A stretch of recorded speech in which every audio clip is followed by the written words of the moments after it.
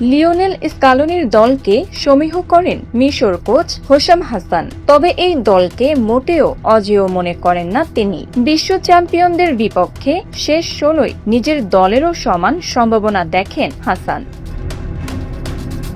আটলান্টায় আর্জেন্টিনার মুখোমুখি হবে মিশর। প্রথমবারের মতো বিশ্বকাপের কোয়ার্টার ফাইনালে খেলার হাতছানি তাদের সামনে। এবারই প্রথম নকআউট পর্বে কোনো ম্যাচ জিতেছে মিশর। শেষ 32-এর লড়াইয়ে টাইব্রেকারে হারিয়েছে অস্ট্রেলিয়াকে।